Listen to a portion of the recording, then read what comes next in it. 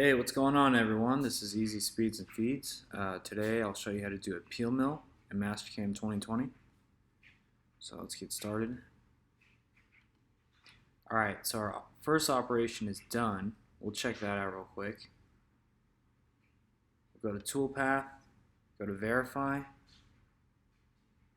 and we'll just watch what happens on our first operation. So our part's rectangular, it's pretty skinny. We dynamic it and surface the chamfer, but we have all the stock that's left on the bottom. We want to get rid of that. So we made our work coordinate system for op2, the corner, so we'll just touch off the corner. We'll click on peel mill, click on single,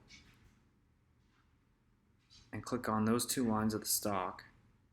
We'll find a small tool, a sharp small tool,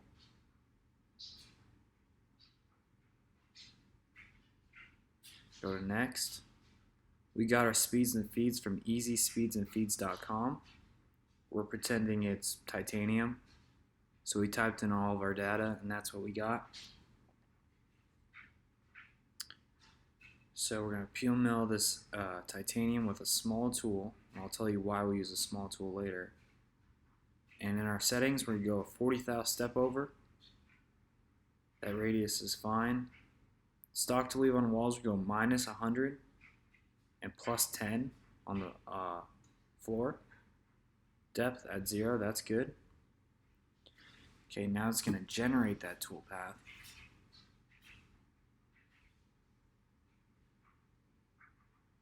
There we go, that looks good. That's what we want. And as you can see, the toolpath is going about 100 thou further than the stock we selected, just in case the stock has some irregularities. Okay, we're back in verify, and we're going to run through op1 and op2. Turn on our color loop. Okay, so we're in op2 view, so we can't really see what's going on in op1, but it's doing what we showed before. Now it's peel milling with that 1/4 inch tool. This is what it looks like. It takes small step overs, and we'll slow it down so you can see. 40 thou step overs, just peeling away the stock. Once you use a small tool, it creates a lot less pressure in the part.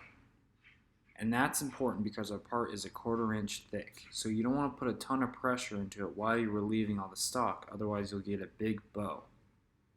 And that's why we peel mill it and we don't dynamic it, because dynamic will go around the part and leave like a big chunk in the middle, and that kind of pushes the pressure back into the part from all sides. When you peel it, you're just kind of peeling away the stock really lightly, kind of relieving the stock instead of like, pushing the material back into the part.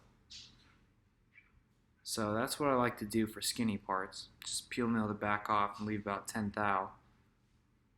Hope you guys like this video. Like and comment and subscribe for more content. And thanks for watching.